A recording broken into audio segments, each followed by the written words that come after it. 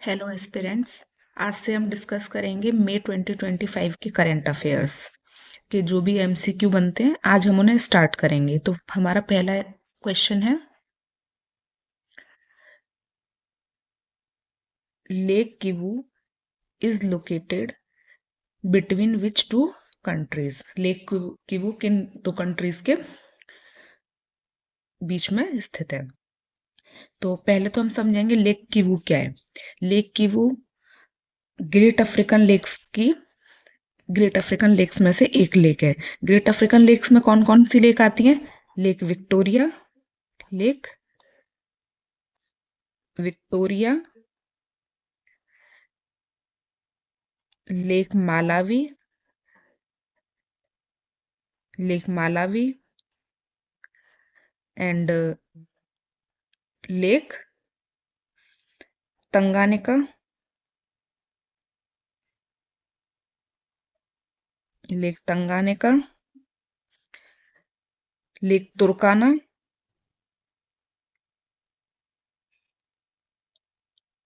And lake Edward. Lake Albert, ये सभी lake किस में आती हैं? ग्रेट अफ्रीकन लेक्स में से, जिसमें कि एक लेक किवू भी है। तो लेक किवू किस किसके बॉर्डर पर स्थित है? Uganda and Kenya? नहीं। Rwanda and Democratic Republic of Congo? Right. तो ये किसके बॉर्डर पे स्थित है? Rwanda and Democratic Republic of Congo. हम यहाँ पे भी देख सकते हैं। वेस्टर्न साइड में क्या है? Rwanda democratic Republic of Congo and eastern side में क्या है? रवांडा। और दोनों के बॉर्डर पे क्या है लोकेटेड है? ये lake Kivu. Now next question. The SARC visa exemption scheme, often mentioned in the current affairs, was launched. SARC visa exemption scheme क्यों करंट अफेयर में है? तो पहलगाम टेरर अटैक के बाद हमने देखा कि इंडिया ने पाकिस्तानी नेशनल को सार्क वीजा एग्जेम्पशन स्कीम के अंडर बार कर दिया है, इसीलिए ये न्यूज में थी। तो इसमें क्या ऑप्शन होगा हमारा? Option number A, provide visa free entry to all citizen of SAARC countries into any member state, exempt certain category of people from visa requirement within SARC, grant work permit to Indian professional in SARC member countries and establish a common passport for SARC nations. तो इसका answer क्या है? exempt certain category of people from visa requirement within SARC। तो इस scheme के अंदर क्या है कि जो भी हमारे कुछ प्रोफेशनल्स होते हैं उनको विदाउट वीजा के सार्क मेंबर कंट्री के अंदर एंट्री परमिट होती है। तो इसका आंसर क्या हो जाएगा? हमारा answer number B. Now next question. Which of the following statement about the SARC visa exemption scheme is correct? This scheme was launched in 1992. It allows all ordinary citizens of SARC countries visa free travel within the region. It covers diplomat, journalists and business people under its provision. तो हम क्या देखेंगे? The scheme was launched in 1992. ये हमारा right answer होगा क्योंकि scheme को launch किया गया था 1992 में। It allows all ordinary citizens, ये रॉन्ग हो जाएगा। ऑल ऑर्डिनरी सिटीजन्स, क्योंकि ये स्कीम सभी ऑर्डिनरी सिटीजन्स को अलाउड नहीं करती है, ओनली कुछ स्पेसिफिक प्रोफेशनल्स को अलाउ करती है। तो ये रॉन्ग हो गया। फिर it cover diplomat, journalist, business people under its provision, ये राइट हो जाएगा। तो कौन सा आंसर राइट होगा हमारा? 1 and 3, option number C is the right answer. Now next question. Consider the following statement regarding South Asian Association for Regional Cooperation. अब हमें सार्क के बारे में एक क्वेश्चन दिया गया है। SARC was formally established by Dhaka Declaration 1985. The SARC Secretariat is located in Kathmandu, Nepal. The first SARC summit was held in Kathmandu. तो पहला ऑप्शन क्या है? पहला statement, SAARC was formally established by Dhaka declaration 1985। तो ये राइट हो जाएगा। SAARC establish की गई थी ढाका डिक्लेरेशन के बाद 1985 में। सार्क का सेक्रेटरीट कहाँ पर है? काठमांडू, नेपाल में। ये भी राइट हो जाएगा। The first SAARC summit was held in Kathmandu, ये रॉन्ग हो जाएगा। क्यों? क्योंकि पहले सार्क समिट काठमांडू में नहीं हुई थी, बल्कि कहाँ पे हुई थी? ढाका, बांग्लादेश में। ढाका, बांग्लादेश में हुई थी। तो ये इसमें थर्ड स्टेटमेंट हमारा रॉन्ग हो जाएगा। तो आंसर क्या होगा? Option number A, 1 and 2 only. Now next question. Consider the following statement regarding census in India. Census in India के ऊपर हमें कुछ स्टेटमेंट दे रखे हैं। पहला, census is conducted under the provision of Census Act 1985. Census of India is conducted every 10 years without any constitutional mandate. The Office of Registrar General and Census Commissioner of India function under the Ministry of Home Affairs. तो इसमें हम देखेंगे census India के कौन से provision के under conduct किए जाते हैं? सेंसस एक्ट 1948 के अंडर। तो ये राइट स्टेटमेंट हो जाएगा। सेंसस हर 10 साल में कंडक्ट किए जाते हैं। हाँ बिल्कुल, बीच बीच में कुछ टाइम के लिए सेंसस नहीं कंडक्ट किए गए हैं, बट उसके रीजंस कुछ और है। तो कॉन्स्टिट्यूशनल मैंडेट के अकॉर्डिंग हर 10 साल में सेंसस कंडक्ट किए जाने चाहिए। और सेंसस कौन कंडक्ट कराता है? Office of registrar general and census commissioner, जो किसके अंडर आते हैं? Ministry of home affairs. Ministry of home affairs के अंडर आते हैं। तो ये भी हमारा स्टेटमेंट क्या हो जाएगा? राइट हो जाएगा। तो इसका आंसर क्या हो जाएगा? All 3 statement are correct. तो ऑप्शन नंबर डी क्या हो जाएगा हमारा? राइट हो जाएगा। Now next question. The Supreme Court case Pragya Prasoon versus Union of India and Amar Jain versus Union of India. तो ये दोनों केस किस केस में, किस वजह से न्यूज में थे? डिजिटल एक्सेसिबिलिटी की वजह से। Digital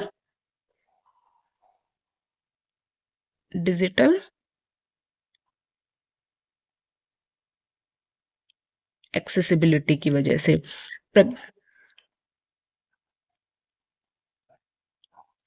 Pragya Prasoon versus Union of India, इस केस में क्या हुआ था कि एक एसिड अटैक सर्वाइवर थी जिनकी आईज में कुछ डिफॉर्मेशन हो गया था और उसकी वजह से उनका केवाईसी नहीं हो पाया, तो उनका बैंक अकाउंट नहीं खुल पाया था। तो इसी वजह से ये दोनों केस न्यूज में थे। इसमें भी एक डिसेबल पर्सन थे जिनका बैंक अकाउंट खुलने में दिक्कत आ रही थी क्योंकि वो फुली ब्लाइंड थे, तो उनका भी केवाईसी नहीं हो पाया था। तो इसका राइट आंसर क्या हो जाएगा?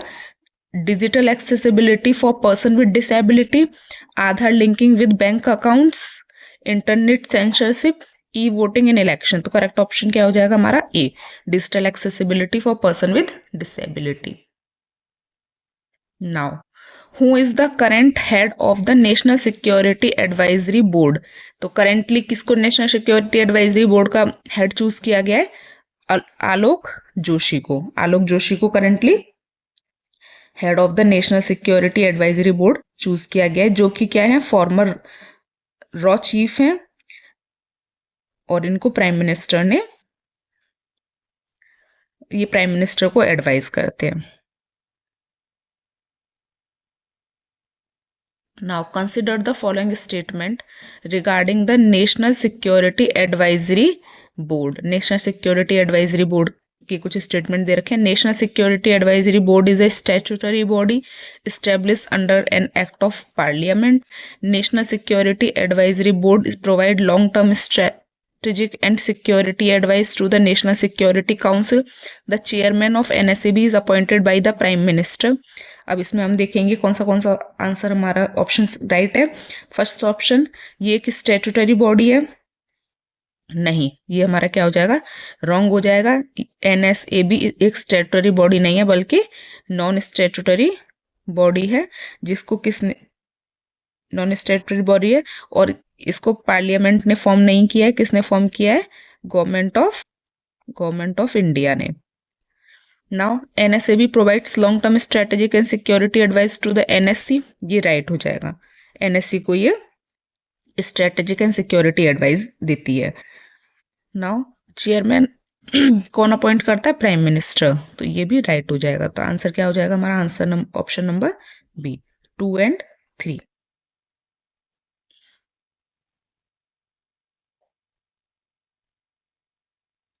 Consider the following statement regarding National Security Council of India.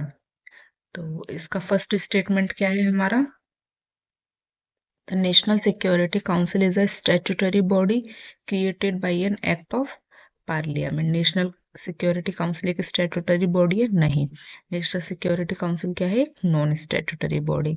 और इसको पार्लियामेंट ने क्रिएट किया है? नहीं। इसको किसने क्रिएट किया है? गवर्नमेंट ऑफ इंडिया ने। तो इसका फर्स्ट स्टेटमेंट क्या हो गया? Wrong. Now the prime minister of India is the chairperson of NSC.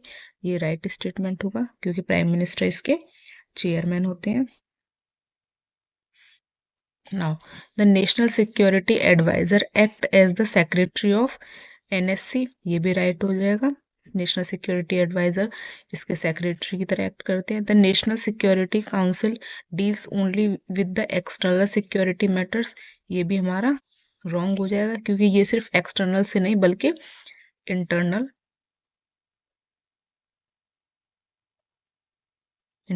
And external both से डील करता है।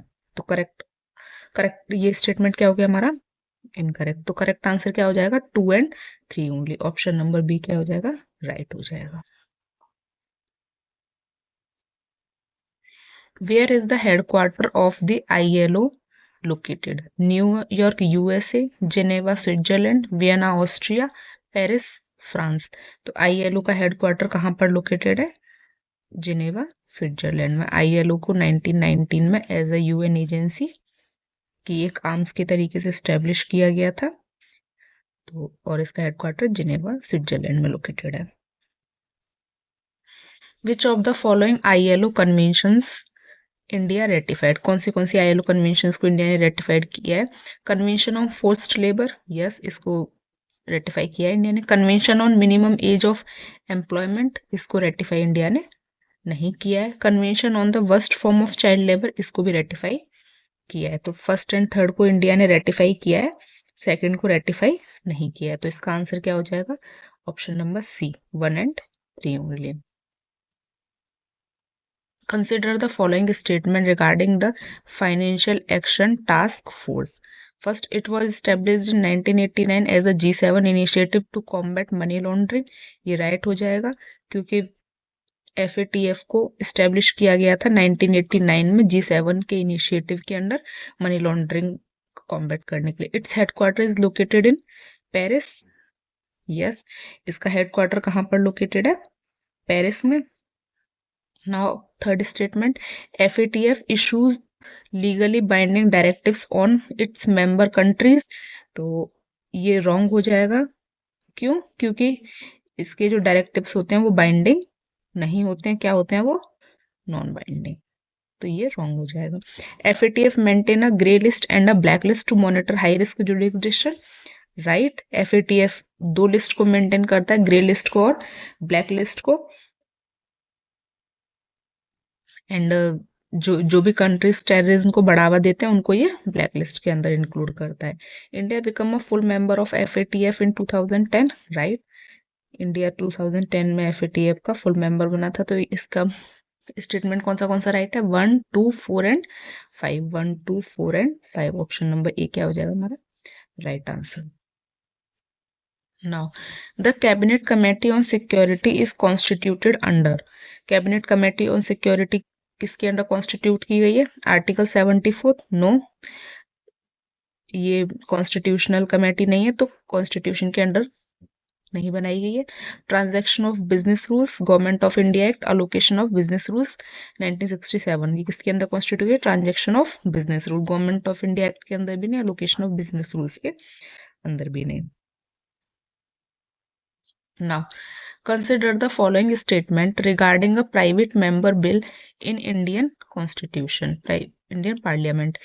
प्राइवेट मेंबर बिल के बारे में हम देखेंगे। A private member is any member of parliament who is not a minister. ये right हो जाएगा क्योंकि प्राइवेट मेंबर कौन होता है? जो जिसके पास कोई मिनिस्ट्री नहीं होती या जो कोई मिनिस्टर नहीं होता। A private member bill can be introduced in either house of parliament. ये राइट हो जाएगा क्योंकि प्राइवेट मेंबर बिल को किसी भी हाउस में, पार्लियामेंट के में, लोकसभा या राज्यसभा में इंट्रोड्यूस किया जा सकता है। Such bills are discussed and voted on only on Friday. ये भी राइट हो जाएगा क्योंकि इस टाइप के बिल्स को फ्राइडे को डिस्कस किया जाता है। And A private member bill has the same constitutional status as the government bill once passed by the houses. ये भी राइट हो जाएगा. Private member bill same constitutional status होता है एज अ गवर्नमेंट बिल अगर वो पास हो जाए तो इसके चारों स्टेटमेंट राइट हो जाएंगे. तो आंसर क्या हो जाएगा इसका 1, 2, 3 and 4 option C. Now with reference to Jallikattu क्या है अब हम देखेंगे. Consider the following statement. First, it is a traditional sport practiced mainly in Tamil Nadu. Yes, ये एक स्पोर्ट्स है जो कि तमिलनाडु में प्रैक्टिस किया जाता है. Yes, it is associated with Pongal festival. Yes, the Supreme Court has upheld Jallikattu solely on the ground that it does not involve animal cruelty. तो ये रॉन्ग हो जाएगा क्योंकि सोनली एनिमल क्रुएलिटी के बेसिस पे इसको अपहेल्ड नहीं किया गया था, बल्कि किसके बेसिस पे इसको अपहेल्ड किया गया, cultural rights and animal welfare. किसके बेसिस पे, cultural rights and animal welfare के बेसिस पे. The sports involve the taming of bulls. ये भी राइट हो जाएगा. तो कौन से स्टेटमेंट में राइट होगा, 1, 2 एंड 4. 1, 2 एंड 4 यानी कि ये हो जाएगा हमारा राइट आंसर. इसको हम एक तरीके से और देख सकते हैं. जैसे हमें पता चला थर्ड स्टेटमेंट करेक्ट रॉन्ग है, तो थर्ड स्टेटमेंट रॉन्ग है मतलब B wrong, C wrong, D wrong. Only कौन सा ऑप्शन बचा हमारे पास, ए. तो ए क्या हो जाएगा, राइट हो जाएगा. Now consider the following statement regarding the Dhruv advanced light helicopter. Advance Dhruv advance light helicopter के बारे में देखेंगे हम. It is an indigenously design and developed helicopter by Hindustan aeronautics limited. ये राइट होगा क्योंकि ध्रुव जो है indigenously designed and developed helicopter है, तो ये राइट हो गया. It is a twin engine, yes, multi role helicopter used by Indian army, navy, air force and coast guard. ये भी राइट हो जाएगा क्योंकि इसको चारों यूज करते हैं, Indian army, air force, navy and coast guard. The helicopter uses Shakti engine. Yes, ये शक्ति इंजन होता है इसमें. Jointly developed by HAL and Safran. ये भी राइट होगा. शक्ति इंजन को किसने डेवलप किया है, इंडिया ने फ्रांस की हेल्प से इसको डेवलप किया है. तो ये राइट हो जाएगा. Dhruv has both civilian and military, both civilian and military variant and has been exported to several country. ये भी राइट हो जाएगा क्योंकि इसको इंडिया ने कुछ कंट्रीज को एक्सपोर्ट भी किया है, जैसे नेपाल की आर्मी को, मॉरिशस पुलिस को, मालदीव्स को एक्सपोर्ट भी किया इंडिया ने. It is capable of operating in high altitude regions including Siachen glacier. ये भी करेक्ट होगा. ये हाई एल्टीट्यूड रीजन्स पे ऑपरेट किया जा सकता है. तो इसमें क्या होगा, 5 स्टेटमेंट हमारे राइट होगा. तो करेक्ट आंसर क्या होगा, option C, 1, 2, 3 and 4. Correct answer क्या होगा, C, 1, 2, 3 and 4. Now consider the following statement regarding orange economy. अब हम देखेंगे ऑरेंज इकोनॉमी क्या होता है. तो it refers to knowledge activity based on creativity, culture, knowledge and intellectual property right. Orange economy किससे रिलेटेड है, इकोनॉमिक एक्टिविटी जो किस पर बेस्ड है, creativity, culture, knowledge and intellectual property पर. It include sector such as film, music, publishing, design, advertising, gaming and digital content. ये भी right हो जाएगा क्योंकि ये सारे सेक्टर्स ऑरेंज इकोनॉमी इंक्लूड करता है. The term orange economy was popularised by inter American development bank. ये भी राइट हो जाएगा. ऑरेंज इकोनॉमी टर्म को किसने पॉपुलराइज किया है, इंटर अमेरिकन डेवलपमेंट बैंक ने. It is primarily associated with agriculture and food processing. ये रॉन्ग हो जाएगा क्योंकि जो एग्रीकल्चर है ये ऑरेंज इकोनॉमी से एसोसिएटेड नहीं है, बल्कि किससे एसोसिएटेड है, ग्रीन इकोनॉमी से. तो फोर्थ ऑप्शन क्या हो जाएगा, फोर्थ स्टेटमेंट रॉन्ग हो जाएगा. करेक्ट आंसर क्या होगा हमारा, 1, 2 एंड 3 मीन्स ऑप्शन नंबर ए क्या हो जाएगा, राइट आंसर हो जाएगा.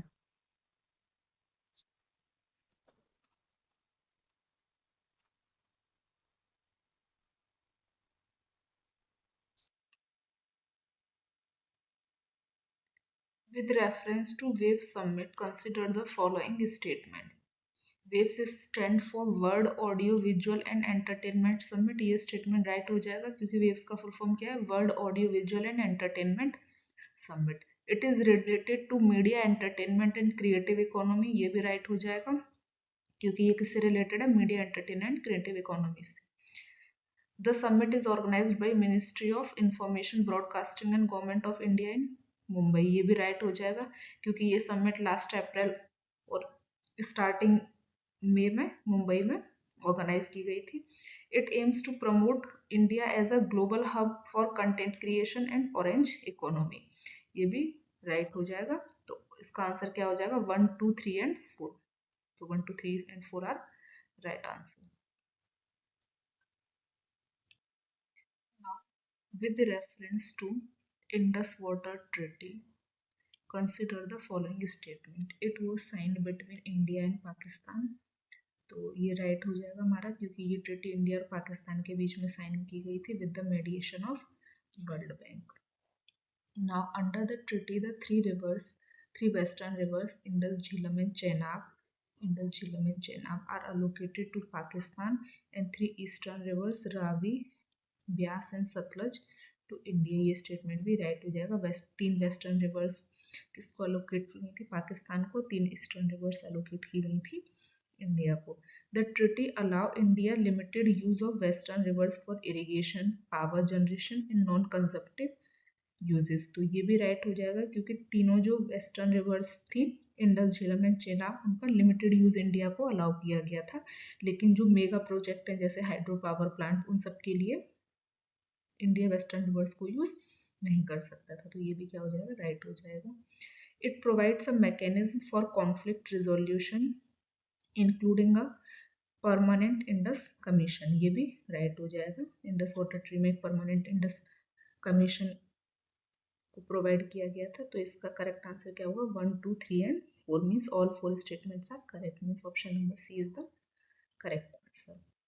Now consider the following statement regarding Vienna Convention on the Law of Treaties. Vienna Convention on the Law of Treaties क्यों न्यूज में था, क्योंकि इंडिया ने अकेले ही इंडस वाटर ट्रीटी को सस्पेंड कर दिया था, तो क्या इंडिया इसे अकेले कर सकता है या फिर दोनों का म्यूचुअल कंसेंट जरूरी है इसको सस्पेंड करने के लिए, तो इसीलिए ये भी न्यूज में था। It codify the international laws governing treaties between states, तो ये राइट हो जाएगा। ये जो इंटरनेशनल लॉज हैं उनको कोडिफाई करता है। India has ratified the Vienna convention, India ने वियना कन्वेंशन को रेटिफाई नहीं किया है, क्या किया है, साइन। साइन करने में और रेटिफाई करने में डिफरेंस होता है, तो ये गलत हो जाएगा। The convention defines terms such as treaty, ratification and reservation, ये राइट हो जाएगा। ये कन्वेंशन डिफाइन करता है ट्रीटी, रेटिफिकेशन, रिजर्वेशन को। It deals with consequence of breaches, validity और टर्मिनेशन ऑफ ट्रीटी, ये भी क्या हो जाएगा, राइट हो जाएगा। तो इसका आंसर क्या होगा हमारा, 1, 3 एंड 4, तो ऑप्शन नंबर बी क्या हो जाएगा, करेक्ट आंसर हो जाएगा 1, 3 and 4। Next question, consider the following statement regarding international court of justice. तो इंटरनेशनल कोर्ट ऑफ जस्टिस को लेकर के क्वेश्चन है। The ICJ is the principal organ of united nations, ये राइट हो जाएगा। आईसीजे यूनाइटेड नेशन का एक ऑर्गन है। Its headquarter is in Hague, Netherland, ये भी राइट हो जाएगा। इसका नीदरलैंड में headquarter. Only UN member states can bring cases to the ICJ, ये रॉन्ग हो जाएगा क्योंकि ओनली यूएन मेंबर्स नहीं, नॉन यूएन मेंबर्स भी अपने केसेस को आईसीजे में लेके जा सकते, तो थर्ड क्या हो जाएगा, wrong. Its judgement are binding on the parties to the dispute and have precedent value, ये राइट हो जाएगा। इसका जो जजमेंट होता है वो क्या होता है, बाइंडिंग होता है। ICJ can give advisory opinion to UN organs and specialised agencies, ये भी राइट हो जाएगा। आईसीजे एडवाइजरी ओपिनियंस दे सकता है, तो इसका करेक्ट आंसर क्या होगा, 1, 2, 3 एंड 5, 1, 2, 4 एंड 5, 1, 2, 4 एंड 5, ये इसका राइट आंसर हो जाएगा। इसमें हम ऐसे भी देख सकते हैं जैसे ऑप्शन नंबर स्टेटमेंट 3 हमारा गलत है, तो 3 कहाँ कहाँ पर है, ऑप्शन नंबर ए में, ये रॉन्ग हो गया। ऑप्शन नंबर सी में ये रॉन्ग हो गया। ऑप्शन नंबर डी में ये रॉन्ग हो गया। बचा कौन सा, बी, तो बी क्या हो जाएगा, राइट आंसर हो जाएगा। Now with reference to Palamu Tiger Reserve, consider the following statement. Palamu Tiger Reserve के कौन सा statement correct? It is located in the state of Jharkhand, ये राइट हो जाएगा। पलामू टाइगर रिजर्व कहाँ पर है? झारखंड में। It is situated in the छोटा नागपुर प्लेट्यू रीजन, ये भी राइट हो जाएगा, छोटा नागपुर प्लेट्यू रीजन में लोकेटेड है। It is drain by the north Koel river, तो नॉर्थ कोयल रिवर और इसकी ट्रिब्यूटरीज इसको ड्रेन करती हैं, तो ये क्या हो जाएगा? राइट हो जाएगा। करेक्ट आंसर क्या होगा? D, 1, 2 and 3। With reference to Vizhinjam International Seaport, consider the following statement. It is India's first dedicated transshipment port. Yes, India अभी तक एज अ ट्रांसशिपमेंट पोर्ट किसको यूज करता था? श्रीलंका के पोर्ट कोलंबिया को, सिंगापुर को, लेकिन अभी इंडिया ने अपना खुद का Vizhinjam international transshipment port establish कर रहा है India. It is located on the Arabian sea coast. Yes, ये कहाँ पर लोकेटेड है? केरला में। केरला में मतलब अरेबियन सी कोस्ट पर। The port is being developed under the public private partnership, ये भी राइट हो जाएगा, ये दोनों राइट हैं ही हमारे। तो ये पीपीपी मॉडल कौन से मॉडल के अंडर एस्टेब्लिश किया जा रहा है? DBFOT, मतलब design, build, finance, operate and transfer. ये मॉडल्स को भी हम आगे डिस्कस करेंगे, अभी आप इतना जान लो कि इस मॉडल के अंदर, इस पीपीपी मॉडल के अंदर इसको डेवलप किया जा रहा है। तो आंसर क्या हो जाएगा इसका? D, 1, 2 and 3। With reference to logistics performance index, consider the following statement. Logistic performance index के बारे में अब हम देखेंगे। It is released by world bank, ये राइट हो जाएगा। इसको कौन रिलीज करता है? World bank. It measures the efficiency of custom clearance, quality of trade infrastructure and logistics services, ये भी राइट हो जाएगा। ये efficiency of customs, quality trade infrastructure and logistic service की एफिशिएंसी को मेजर करता है। It is published every year, तो ये एवरी ईयर पब्लिश नहीं होता, बल्कि कब कैसे पब्लिश होता है? पीरियडिकली, एक पीरियडिकली ये पब्लिश होता है, तो ये रॉन्ग हो जाएगा। करेक्ट आंसर क्या हो जाएगा हमारा? 1 and 2 means A. Now the delimitation commission is appointed by, delimitation commission को कौन अपॉइंट करता है? President under article 82। Option number ए क्या हो जाएगा इसका? राइट आंसर हो जाएगा। इलेक्शन कमीशन अंडर आर्टिकल 324, ये रॉन्ग हो जाएगा। 324 में election commission, parliament through constitutional amendment नहीं, union cabinet under location of business rule नहीं, तो इसका करेक्ट आंसर क्या हो गया? Okay, thank you. इसी के साथ हमारा आज का सेशन खत्म होता है। आगे जुड़े रहने के लिए चैनल को लाइक, शेयर और सब्सक्राइब करें। इसी के साथ मिलते हैं नेक्स्ट सेशन में।